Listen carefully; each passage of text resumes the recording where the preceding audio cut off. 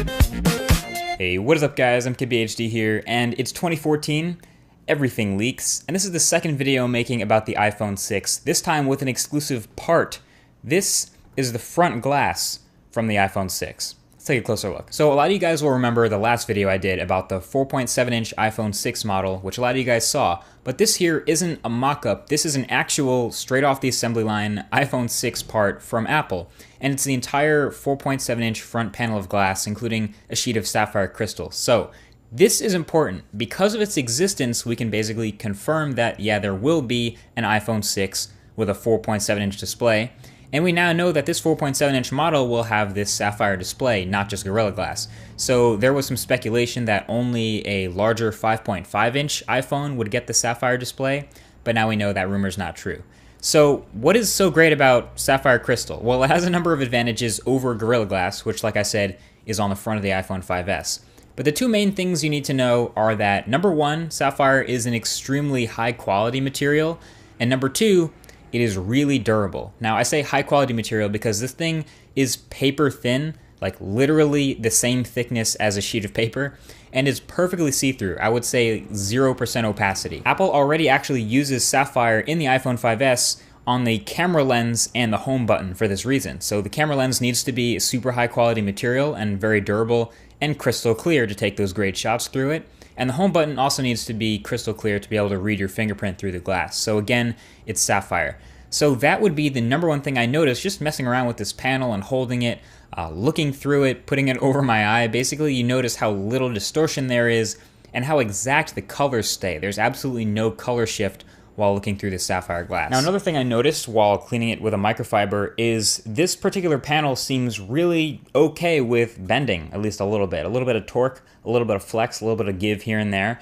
And I've never handled a similar 4.7-inch Gorilla Glass panel, but assuming this is sapphire, I got really curious about exactly how durable this is. So I broke out a knife, and I broke out the keys, and I did some scratching, or at least I thought I was doing some scratching. Basically, I took the knife to the sapphire pretty hard. I applied some deep pressure, really pushed it down, and I got nothing.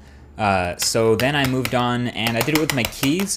Again, this is way beyond what you would normally do with the phone, but I pressed down really hard. This is way past any pressure that's going to be in your pocket. I scraped them, dragged them across the panel, applied a lot of pressure, still nothing. And then I went on to basically stab the thing pretty hard right in the middle and drag the point of the knife around the surface with some serious pressure. Again, well beyond stuff you're ever going to do with your phone.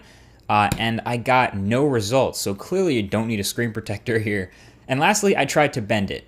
First, like seriously bend it. So at first I was kind of tentative because I thought maybe there was a chance I might break it, maybe shatter it. But I slowly realized there is absolutely no way I can break this display under my own power. There's no chance. I have a feeling I could drop a rock on it, but really I couldn't get the surface to even scratch a little bit at all. The worst blemish on the surface was actually my fingerprint marks and the dust from handling it so much.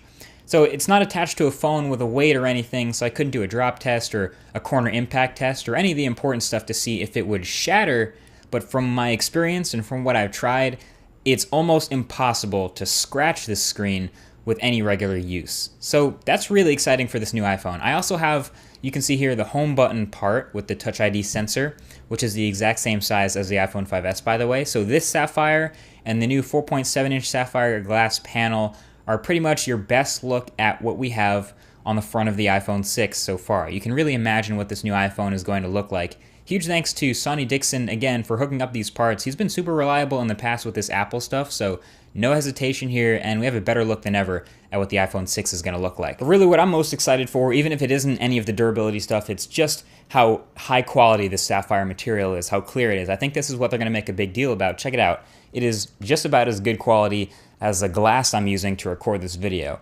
I don't know if that says much. I don't know if that's something that every front panel, again, on any smartphone will do, but it's something to note. This is an insanely clear, super high quality material, and I'm pumped for more phones at least, or to see the first phone to have a sapphire front panel. So anyway, this has been it. Thanks for watching. This is the front panel of the iPhone 6. Feel free to share this out, embed this, talk about it wherever. Ask questions on Twitter if you want to know more. Thanks for watching, and I'll talk to you guys in the next video.